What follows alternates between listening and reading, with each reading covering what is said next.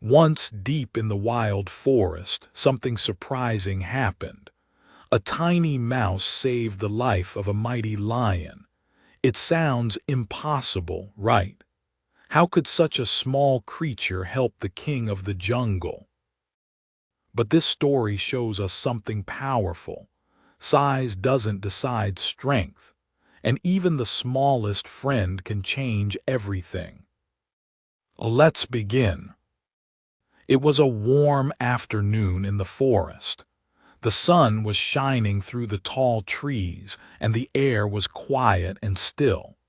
In the middle of this peaceful place, a great lion was sleeping. He was the king of all beasts, strong, proud, and feared by every animal in the forest. His golden fur shone in the sunlight, and his deep breathing echoed softly as he slept. Nothing dared to disturb him. Or so it seemed. Not far away, a little mouse was running through the grass. He was small, quick, and full of energy. He loved to explore, jumping over roots and climbing tiny hills. He didn't notice where he was going. And suddenly, he ran straight onto the lion. The mouse climbed over the lion's back, across his legs, and even near his face. He was having fun, jumping and running without a care. But then, the lion woke up.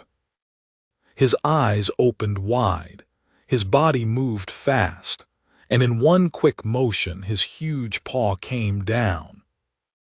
The mouse was trapped. The little creature froze in fear. He looked up and saw the lion's big eyes staring at him. The lion opened his mouth, showing sharp teeth. The mouse knew this could be the end. "Please, please forgive me," the mouse cried. His voice was small and shaking. "I didn't mean to wake you. I'm so sorry." The lion watched him closely. He could easily eat the mouse in one bite. It would take no effort at all. The mouse continued, "If you let me go, I promise I won't forget your kindness. Maybe one day I can help you too." For a moment, the forest felt completely silent. Then the lion did something unexpected. He laughed. The sound was deep and loud. The idea of a tiny mouse helping him was funny. How could this little creature ever do anything for the king of beasts? Still, the lion was in a good mood, and the mouse's fear made him feel powerful. So he lifted his paw. "Go," the lion said. "You're too small to be worth my time." The mouse didn't wait. He quickly ran away into the grass, his heart beating fast. But before he disappeared, he turned back for just a second. "Thank you," he called. Then he was gone. Days passed. The lion forgot all about the mouse. He returned to his usual life, walking proudly through the forest, hunting and resting under the sun. Everything seemed normal. Until one day, the lion was walking through a different part of the forest. He didn't know that hunters had been there. They had set a trap. As the lion stepped forward, something tight wrapped around him. Strong ropes pulled him up and held him in place. He roared. The sound shook the trees. Birds flew away in fear. The lion struggled with all his strength, but the ropes were too strong. The more he fought, the tighter they became. He was trapped. The king of beasts, who feared nothing, was now helpless. The hunters were not there at the moment. They had left the lion tied to a tree. They planned to come back later with a wagon to carry him away. The lion roared again, louder this time. But no one came. Time passed slowly. The sun moved across the sky. The forest grew quiet again. And the lion began to feel something new. Fear. Not the fear he caused in others, but real fear deep inside. He pulled and pushed, but nothing worked. His strength was useless against the ropes. Then far away, someone heard his roar. A small mouse stopped and listened. It was the same mouse. He recognized the sound. It was the lion. The mouse didn't run away. He didn't hide. He ran toward the danger. Through the grass, over roots and past bushes, the mouse hurried as fast as he could. His tiny legs moved quickly. When he arrived, he saw the lion tied to a tree. The great animal looked tired and angry. The mouse stepped closer. The lion saw him and blinked in surprise. "You," the lion said. His voice was weaker now. "What are you doing here?" The mouse didn't hesitate. "I'm here to help you," he said. The lion remembered the mouse's words from before. He had laughed at them.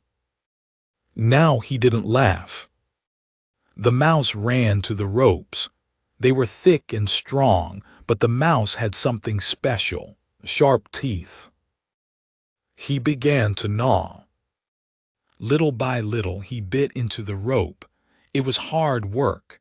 The rope was rough and it took time. But the mouse didn't stop. He kept going. The lion watched in silence. For the first time, he understood something important. He needed the mouse. After a while, one rope snapped. Then another. The mouse moved quickly, biting and chewing. His small size helped him move around easily.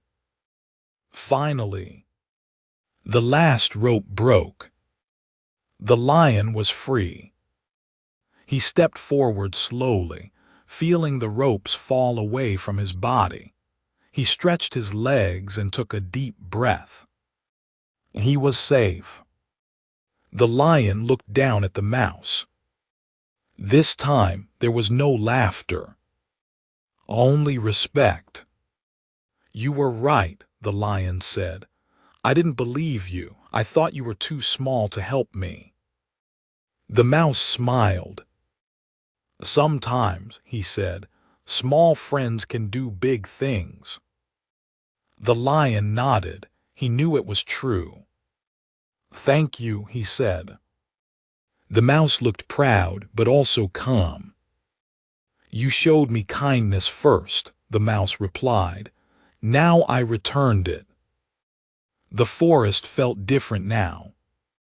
The lion was still strong. He was still the king, but something had changed inside him. He had learned a lesson.